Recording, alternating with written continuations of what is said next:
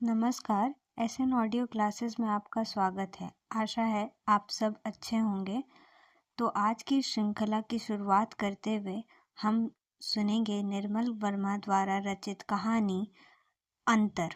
तो आइए शुरू करते हैं। बस से उतरकर वह बाजार के चौराहे पर खड़ा हो गया। सामने टाउन हॉल की इमारत थी, लंबी और भयावह। पहली मंजिल पर लंबी मैली खिड़कियां थी, जिनके शीशे पर शाम की धूप और भी मैली दिख रही थी। उससे हटकर कुछ दुकानें थी, एक पब, एक नाई की दुकान और 2 जनरल स्टोर। आगे छोटा सा स्कैवर था। आखिरी बस कितनी बजे जाएगी? उसने उसी बस कंडक्टर से पूछा जिससे वह यहाँ आया था। 10 बजे। कंडक्टर ने उड़ती हुई निगाहों से उसे देखा और ओवरकोट की जेब से बियर की बोतल निकाल ली। वह दुकानों की तरफ चला गया। वह यहाँ पहली बार आया था, किंतु उसे विशेष अंतर नहीं जान पड़ा। जब कभी वह प्राग से दूसरे छोटे शहर जाता था, वे उसी के समान ही दिखाई देते थे।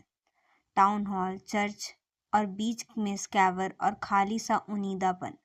हवा ठंडी थी, हालांकि मई का महीना आगे बढ़ चुका था। उसने अपने डफल बैग से मफलर निकाल लिया। दस्ताने उसके कोट की जेब में ही थे। वह अभी उन्हें नहीं पहनना चाहता था। उसकी पीठ पर स्लीपिंग किट थी। अगर कहीं रात की बस वहीं पकड़ नहीं सका तो बाहर ही सो जाएगा। उसे होटल की उपेक्षा बाहर सोना हमेशा अच्छा लगता था, अगर ठंड ज़्यादा ना हो। जब पिछली बार गर्मियों में वह उसके साथ मोराविया गई थी, तो वे भी बाहर ही सोए थे, एक ही स्लीपिंग किट में। वे इसी तरह सारा मोराविया घूम लिए थे। उसके साथ पहले पहले उसे बाहर सोने की आदत पड़ गई थी। होटल की बचत होती थी और उसे वे हमेशा बियर पर खर्च कर देते थे। वह कुछ देर तक पिछली गर्मियों के बारे में सोचता रहा। फिर उसने मफलर को अच्छी तरह गले और कानों से लपेट लिया। ठंड काफ़ी है, उसने सोचा, लेकिन असहनीय नहीं। असहनीय शायद कुछ भी नहीं है, उसके लिए भी नहीं। शुरू में वह बहुत डर गई थी, अब वह ठीक होगी। अब कोई डर नहीं है, उसने सोचा। अब बिल्कुल कोई डर नहीं है, उसने दोबारा अपने आप से कहा। वह कुछ देर तक खाद्य पदार्थों के स्टोर के सामने खड़ा रहा, शो विंडो में गौर से देखता रहा। फिर कुछ सोचकर भीतर चला गया। दुकान में सेल्फ सर्विस थी। उसने काउंटर के नीचे से एक टोकरी निकाल ली। दोनों और लंबी कतारों में छोटे बड़े टिन के डिब्बे रखे थे। इन दिनों ताज़े फल देखने को नहीं मिलते थे। उन आड़ुओं में अनानास के 2 टिन टोकरी में रख लिए। आधा किलो सलामी और फ्रेंच पनीर की कुछ टिक्कियाँ भी लिफाफे में बंधवा ली। उसे फ्रेंच चीज़ हमेशा ही बहुत पसंद थी। रात को जब कभी वह इसके कमरे में सोती तो एक चूहे की तरह उसे बराबर कुतरती रहती थी। स्टोर से बाहर निकलते हुए उसे कुछ याद आया और उसने दोबारा मुड़कर लीपा का एक पैकेट खरीद लिया। अस्पताल में शायद उसके पास सिगरेट नहीं होगी, उसने सोचा। सारा सामान उसने अपने डफल बैग में रख लिया। स्टोर से बाहर निकलकर उसे प्यास सी महसूस हुई। समय काफ़ी है, उसने सोचा। ज़्यादा नहीं है, लेकिन वह छोटी बियर के लिए काफ़ी है। स्कैबर पार करके जब वह पब में चला आया, वह बैठा नहीं, बार के काउंटर के सामने खड़ा रहा। एक छोटी बियर, उसने कहा। बारमैन ने बिना उसकी ओर देखे एक मग बियर नल के नीचे रख दिया। जब झाग मग से भरकर ऊपर चढ़ आया, बाहर निकलने के लगा, उस नल की टोटी बंद कर दी। एक मैले तौलिए से मग को साफ किया और उसके सामने रख दिया। उसने मग होठों से लगा लिया। बियर कसैली और गुनगुनी सी थी, फिर भी उसे बुरी नहीं लगी। बारमैन इसी बीच जेब से एक सैसेज निकालकर खाने लगा। वह एक अधेड़ उम्र का व्यक्ति था। उसकी नीली आंखें आंसुओं में तैर रही थी। आप बता सकेंगे अस्पताल किस तरफ है? उसने पूछा। बारमैन ने गौर से उसकी ओर देखा, फिर उसकी आंखें उसके स्लीपिंग किट पर ठहर गई। क्या प्राग से आए हो? उसने सिर हिलाया। वह तनिक संदेह भरी दृष्टि से उसकी ओर देखता रहा। टाउन हॉल की दाईं तरफ सिमिट्री से जरा आगे, उसने कहा। क्या ज्यादा दूर है? उसने पूछा। उसने आधी रात कतरी हुई सॉसेज को असली ढंग से ऊपर कर दिया। 1 किलोमीटर, उसने हंसते हुए कहा। उसने उसे धन्यवाद दिया, 3 क्राउन का नीला नोट काउंटर पर रखा और बिना चेंज की प्रतीक्षा किए ही बाहर चला गया। बाहर बसंत का चमकीलापन था, वैसा बोझिल नहीं जो गर्मियों में होता है, एक हल्का धुला सा आलोक जो लंबा सर्दियों के बाद आता है। 10 मिनट का रास्ता था और वो तेजी से चल रहा था। उसे अब ज्यादा घबराहट नहीं थी, उसे अब उतनी घबराहट नहीं थी जितनी बस में हो रही थी। बियर के बाद उसे हल्का सा लग रहा था। स्कैबर छोड़ने के बाद वह एक खुले रास्ते पर आ गया था। हवा ठहर गई थी और कभी कभी दूर के खेतों में ट्रैक्टर का घुर्र घुर्र स्वर मक्खी की भिनभिनाहट सा सुनाई दे जाता था। सिमिट्री के पास आकर उसने सिगरेट जलाई, फिर डफल बैग को एक कंधे से उतारकर दूसरे कंधे पर लटका दिया। सिमिट्री के इर्द गिर्द बरवा के पेड़ थे और उनकी नई पत्तियां डूबती हुई धूप में झिलमिला रही थी। कच्ची सड़क और बर्फ के पिघलने से कहीं कहीं दलदल जमा हो गया था और उन पर मोटर लारियों और ट्रकों के निशान उभर आए थे। उसने अपने पैंट के पायचे ऊपर चढ़ा लिए। उसे खुशी हुई कि यहाँ उसे देखने वाला कोई नहीं है, लेकिन वह उसे देखकर जरूर हैरान हो जाएगी। वह शायद खुश भी होगी, लेकिन इसके बारे में वह निश्चित नहीं था। उसने प्राग से आते समय उसे मना कर दिया था। वह नहीं चाहती थी कि किसी को कोई संदेह हो सके। उन्होंने यह तय किया था कि वह दोनों यहाँ अस्पताल में रहेगी।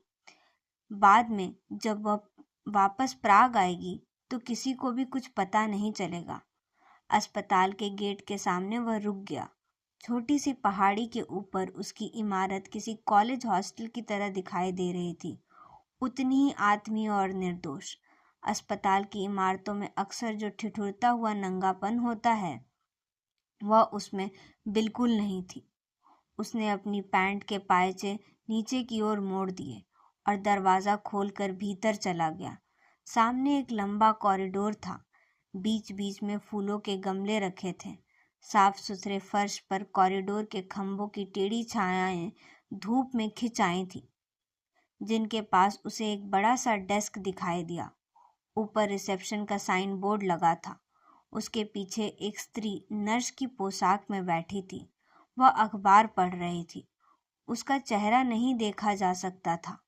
वह कुछ झिझकता हुआ डेस्क की ओर बढ़ा।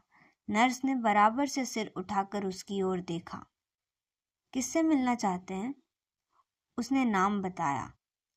उसे लगा वह नर्स ही नहीं है, नर्स की पोशाक में वह एक स्त्री भी है। इस ख्याल से उसे कुछ सांत्वना से मिली। उसने डेस्क की दराज से एक लिस्ट निकाली। मैटरनिटी वार्ड में? उसने पूछा।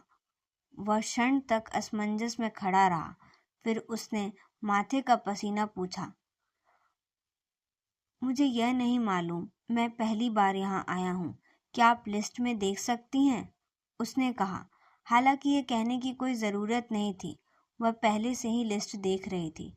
मैटरनिटी वार्ड में आपकी पत्नी का नाम नहीं है। नर्स ने प्रश्न भरी निगाहों से उसकी ओर देखा। वह मेरी पत्नी नहीं है, उसने कहा। मेरा मतलब है अभी तक हम विवाहित नहीं हैं। उसने डेस्परेट होकर मुस्कुराने की कोशिश की। फिर उसे लगा कि यह स्पष्टीकरण न केवल निरर्थक है बल्कि मूर्खतापूर्ण है। नर्स ने कुछ अजीब रूखे ढंग से उसकी ओर देखा और फिर धीरे से अपने बाल पीछे समेट लिए। आपको मुझे यह पहले बता देना चाहिए था, उसने कहा। उसके स्वर में खीज नहीं था, सिर्फ एक ठंडी सी विरक्ति थी। उसने डेस्क के भीतर से दूसरी लिस्ट निकाल ली। एक बार फिर नाम पूछा। वह चुपचाप प्रतीक्षा करने लगा। पहली मंजिल दाईं तरफ सर्जिकल वार्ड में चले जाइए। उसने सरसरी निगाहों से उसकी ओर देखा और फिर अखबार पढ़ने लगी। वह गलियारे का अंतिम छोर पर पहुंचकर सीढ़ियां चढ़ने लगा। दोनों तरफ दरवाजे खुले थे। औरतें अपनी जुबानों पर लंबी स्कर्ट में बिस्तरों पर बैठी थी। दरवाजों के बाहर रस्सी के नायलॉन की जुराबें, ब्रेसियर और अंडरवियर सूख रहे थे। हवा में एक खट्टी गीली गीली सी गंध ठहर गई थी, जो अक्सर औरतों की घरेलू देहों के कपड़े से आती है। लोहे की रेलिंग पर रेत से भरी हुई लाल नीली बाल्टियां लटक रही थीं। शायद आग बुझाने के लिए, उसने सोचा। जब वह सर्जिकल वार्ड की ओर मुड़ा तो उसे लगा जैसे किसी ने पीछे से उसका हाथ पकड़ लिया हो। वह तनिक चौंक कर पीछे मुड़ा। एक लंबे कद का हृष्ट-पुष्ट व्यक्ति उसके सामने खड़ा था। उसने लंबा सफ़ेद कोट और पैजामा पहन रखा था, जो यहाँ डॉक्टर की पोशाक होती है। किससे मिलना है? उसने पूछा। उसने फिर नाम बताया। अच्छा, लेकिन इसे यहीं छोड़ देना होगा।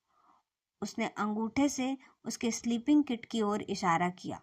उसने स्लीपिंग किट पीठ से उतार कर एक कोने में रख दिया। इसमें क्या है? उसने उसके डफल बैग की ओर देखा। उसने चुपचाप कंधे से बैग उतार कर उसके सामने रख दिया। डॉक्टर ने सरसरी निगाह से बैग में रखे डिब्बे को देखा और फिर धीरे से हंस दिया। So you are the man, उसने अपनी भाषा छोड़कर अंग्रेजी में कहा।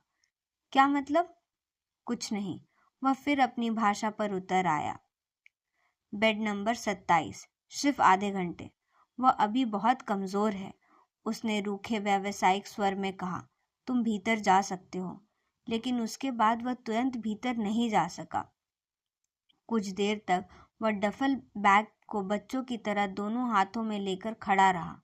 दरवाजे के पास एक खाली व्हीलचेयर थी। सामने एक बड़ा हॉल था। दोनों तरफ छोटे छोटे क्यूबिकल थे और उनके बीच लंबे गुलाबी रंग के पर्दे लटक रहे थे। हर क्यूबिकल के पीछे एक मध्यम सी रोशनी टिमटिमा रही थी। हॉल के एक कोने में स्ट्रेचर पड़ा था। उस पर कुछ रुई की गंदी पट्टियां थी। शायद कोई नर्स जल्दी में उन्हें उठाना भूल गई थी। वह भीतर चला गया। स्लीपिंग किट उतारने के बाद उसने अपनी पीठ बहुत हल्की सी लग रही थी। 17 नंबर से आगे आकर खड़ा हो गया। भीतर निपट शांति थी। वह शायद सो रही थी, उसने सोचा। पहले क्षण में उसे वह दिखाई न दी। सामने एक बड़ा सा बिस्तर था, बिल्कुल समतल और सफ़ेद। ऊपर 2 लंबी चादरें थी और वे बिल्कुल सफ़ेद थी। यह पता चलाना भी मुश्किल था कि सिरहाना किस तरफ है। बिस्तर पर भी कहीं भी कोई उतार चढ़ाव नहीं थी। एक क्षण के लिए उसे लगा वह खाली है। वह खाली नहीं थी। चादर से उसका सिर बाहर आया, फिर आंखें। वह उसे देख रही थी। फिर एक छोटी सी मुस्कुराहट उसके होठों पर सिमट आई। वह पहचान गई थी। उसने आंखों से स्टूल की ओर इशारा किया। उस पर दूध से भरा एक कप रखा था। तुमने पिया नहीं? उसने झुककर कहा। बाद में, इसे नीचे रख दो। उसने स्टूल बिस्तर के पास खिसका लिया। कब आए? अभी कुछ देर पहले। उसके होठ जामुनी रंग के हो गए थे। जगह जगह से लिपस्टिक की लाइनें टूट गई थी। कब हुआ? उसने पूछा। सुबह। अपना कोट उतार दो। उसने अपना कोट और डफल बैग उतार कर स्टूल के पीछे रख दिया। खिड़की बंद थी। नीचे उसका सूटकेस पड़ा था, जो वह प्राग से अपने साथ लाई थी। ज़्यादा देर तो नहीं लगी? उसने पूछा। नहीं, उन्होंने क्लोरोफॉर्म दे दिया था। मुझे कुछ भी पता नहीं चला, उसने कहा। मैंने तुमसे कहा था ना कि कुछ भी पता नहीं चलेगा। तुम मानती ही नहीं थी। उसने मुस्कुराने की कोशिश की। वह चुपचाप उसकी ओर देखती रही। मैंने तुमको आने के लिए मना किया था, उसने कहा। मुझे मालूम है, लेकिन अब मैं यहाँ आ गया हूँ। वह बिस्तर पर झुक आया। उसने उसके भूरे बालों को चूमा, फिर होठों को। कमरे की गर्मी के बावजूद उसका चेहरा बिल्कुल ठंडा था। वह चूमता रहा। वह तकिए पर सिर सीधा किए लेटी रही। तुम अब सूखी हो। उसका स्वर बहुत धीमा है। हम दोनों पहले भी सुखी थे, उसने कहा। हाँ, लेकिन अब तुम सुखी हो। तुम जानती हो, यह हम दोनों के लिए ठीक था। मैंने तुमसे पहले भी कहा था। चादर उसके वक्ष के नीचे खिसक आया। उसने हरे रंग की नाइट शर्ट पहन रखी थी, उस पर काले रंग के फूल थे। अपने कमरे में उन फूलों को देखकर उसकी देह में मीठा सा तनाव उत्पन्न हो जाता था। अब वे उसकी आंखों को चुभ रहे थे। यह क्या है? उसने डफल बैग की ओर देखा। कुछ नहीं, मैंने कुछ चीजें यहाँ खरीद ली थी। वह बारी बारी से हर चीज को बैग से निकालकर बिस्तर पर रखने लगा। आड़ू, अनानास के टिन, सलामी, फ्रेंच पनीर, लीपा का पैकेट। तुम एक पनीर अभी लोगी? नहीं, बाद में। वह बिस्तर पर बिखरी चीजों को देखती रही। इन दिनों तुम्हें खाने पीने में लापरवाही नहीं करनी चाहिए, उसने कहा। वहां किसी ने मेरे बारे में पूछा तो नहीं? नहीं नहीं, किसी को कुछ भी मालूम नहीं यहाँ, उसने कहा। वह कुछ देर तक आंखें मूंद कर लेटी रही। उसके बाल पहले भी छोटे थे, तकिए पर सटे रहने के कारण अब वे और भी सिमट आए थे। पिछली गर्मियों में उसने उन्हें काले शेड में रंगा लिया था, सिर्फ उसे खुश करने के लिए। उसे ज्यादा अच्छे नहीं लगे थे। तब से वे फिर धीरे धीरे भूरे हो चले थे। हालांकि अब भी कहीं कहीं बीच में काला शेड दिखाई दे जाता है। तुम्हें थकान लग रही है? उसने उसका हाथ अपने हाथ में ले लिया। नहीं, उसने उसकी ओर देखा। फिर उसने उसका हाथ चादर के नीचे घसीट लिया। धीरे धीरे वह उसे अपने पेट पर ले गई। कुछ फर्क लगता है? उसने पूछा। उसका हाथ उसके नंगे गर्म पेट पर पड़ रहा था। तुम्हें कोई तकलीफ तो नहीं? नहीं, वह धीरे से हंस पड़ी। अब मुझे बड़ा हल्का सा लग रहा है। अब यहाँ कुछ भी नहीं है। उसने उसकी ओर देखा। उसके होठों की रूखी लिपस्टिक रोशनी में चमक रही थी। उसने धीरे से अपना हाथ बाहर खींच लिया। तुम्हें ज्यादा नहीं बोलना चाहिए, उसने कहा। मुझे बड़ा हल्का सा लग रहा है, उसने कहा। डॉक्टर ने तुमसे कुछ कहा था? नहीं, लेकिन 1 महीने पहले आ जाती तो इतनी कमजोरी नहीं होती। तुम्हें काफी कमजोरी महसूस हो रही है, उसने पूछा। नहीं, मुझे बड़ा हल्का सा लग रहा है।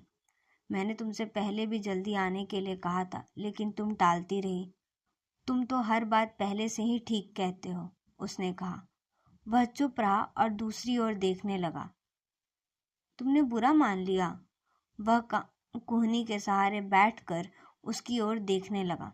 नहीं, लेकिन तुम्हें ज्यादा बोलना नहीं चाहिए, उसने उसके बालों को सहलाते हुए कहा। देखो, अब कोई फिक्र नहीं है, उसने कहा। अब मैं ठीक हूँ, लेकिन तुम अब भी उसी के बारे में सोचती हो, उसने कहा। मैं किसी के बारे में नहीं सोचती। फिर उसने उसके कोट में के बटन खोल दिए। तुमने स्वेटर नहीं पहना? उसने पूछा। आज ज्यादा सर्दी नहीं थी, उसने कहा। वे कुछ देर तक चुप रहे। बीच में नर्स आई थी, एक ब्लॉन्ड थी और देखने में काफी खुशमिजाज थी। उसने उन दिनों को देखा था कि फिर भी वह बिस्तर के पास चली आई। तुम्हें अभी इस तरह से नहीं बैठना चाहिए, नर्स ने उसका सिर तकिए पर टिका दिया। फिर उसने एक नज़र उसकी ओर देखा। इन पर ज्यादा स्ट्रेन डालना ठीक नहीं होगा। मैं कुछ देर में चला जाऊंगा, उसने कहा। नर्स ने बिस्तर पर बिखरी हुई चीजों को देखा। वह उसकी ओर मुड़ी और मुस्कुरा दी। आपको भविष्य में सावधान रहना चाहिए, उसने कहा। उसके स्वर में हल्का सा मजाक था। वह चुप रहा और दूसरी ओर देखने लगा। जाते हुए वह ठहर गई। तुम्हारे पास रुई काफी है, उसने पूछा। हाँ, धन्यवाद सिस्टर, उसने कहा। नर्स बाहर चली गई। तुम जरा दूसरी तरफ मुड़ जाओ, उसने धीरे से कहा। वह तकिए के नीचे से कुछ निकाल रही थी। मैं बाहर चला जाता हूँ, उसने कहा। नहीं नहीं, उसकी कोई जरूरत नहीं है, सिर्फ अपना सिर मोड़ लो। वह पीछे दीवार की ओर देखने लगा। उसे बहुत पहले ही रातें याद आ गईं, जब वो उसके कमरे में बिस्तर से उठकर कपड़े पहनती थी और दीवार की ओर मुंह मोड़कर उसके स्कर्ट की सरसराहट सुनता रहता। बस ठीक है, उसने कहा। उसने स्टूल मोड़कर उसके सिरहाने के पास खिसका दिया। हवा में हल्की सी गंध थी, जो क्लोरोफॉर्म की गंध से अलग जान पड़ती थी। उसकी आंखें अनायास पलंग के नीचे चिलमची पर पड़ गई। उसमें खून में रंगी बहुत सी पट्टियां पड़ी थीं। वह खून उसका हो सकता था, उसे विश्वास नहीं हो सका। क्या तुम अब भी? वह बीच में रुक गया। नहीं, अब बहुत कम आ रहा है। उसने झुककर चिलमची को पलंग के नीचे खिसका दिया। तुम्हारे पास सिगरेट है? उसने पूछा। वह फिर लेट गई। उसने लीपा की डिब्बी से 2 सिगरेट निकालकर मुंह से रख ली। दोनों को दिया सलाई से जलाया। उनमें से एक उसे दे दी। तुम यहाँ सिगरेट पी सकती हो? नहीं, लेकिन कोई देखता नहीं। उसने एक लंबा गहरा कश लिया। धुआं बाहर निकालते समय उसके नथुने धीरे से कांप रहे थे। फिर भी उसने चिलमची में फेंक दिया। मैं पी नहीं सकती। एक पतली कमजोर सी मुस्कुराहट उसके होठ पर सिमट आई। उसने चिलमची से सिगरेट निकालकर बुझा दी। सिगरेट एक सिरे पर लिपस्टिक के निशान जमा रह गए थे। तुम अब एक पनीर लोगी? नहीं, तुम्हें अब जाना चाहिए। मैं चला जाऊंगा, अभी समय है। उसने अपनी आंखें मूंद ली थी। लंबी भूरी पलकें उसके पीले चेहरे पर मोम की गुड़िया की पलकों सी दिखाई दे रही थी। तुम्हें क्या नींद आ रही है? उसने धीमे स्वर से पूछा। नहीं, उसने आंखें खोल दी। उसका हाथ अपने हाथ में लेकर वह धीरे धीरे मसलने लगी। मैंने सोचा था तुम आओगे, उसने कहा। वह चुपचाप उसे देखता रहा। सुनो, अब हम पहले की तरह रह सकेंगे? उसके स्वर में हल्का सा विस्मय था। तुम्हें याद है? उसने उसका हाथ दबाकर कहा। पिछली गर्मियों में हम इटली जाना चाहते थे। अब हम वहां जा सकते हैं। अब हम कहीं भी जा सकते हैं। उसने उसकी ओर देखा। अब कोई झंझट नहीं है। उसे फिर उसका स्वर कुछ अजीब सा लगा, लेकिन वह मुस्कुरा रही थी। तब उसका मन फिर अस्वस्थ हो गया। कॉरिडोर में व्हीलचेयर के पहियों की चरमराहट सुनाई दी थी। पास के क्यूबिकल में कोई ऊंचे स्वर में चीख रहा था। किसी स्त्री ने पर्दा उठाकर भीतर झांका था, लेकिन उसे वहां बैठ देख वह हड़बड़ाकर वापस मुड़ गई थी। उसने घड़ी देखी और फिर वह ओवरकोट पहनने लगा। तुम्हें ये चीजें खा लेनी होगी, उसने अंग्रेजी में कहा। उसने सिर हिलाया। तुम समझी जो मैंने कहा? तुमने कहा तुम्हें ये चीज खानी होगी। उसने अंग्रेजी में उसका वाक्य दोहरा दिया। वे धीरे से हंस पड़े। उसने अपना मफलर गले में बांध लिया। खाली डफल बैग को कंधे पर लटका कर वह स्टूल से खड़ा हुआ।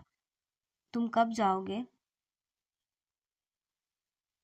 हाँ, लेकिन कल मैं इसी वक्त आऊंगा, उसने कहा। वह अपलक उसकी ओर देखती रही।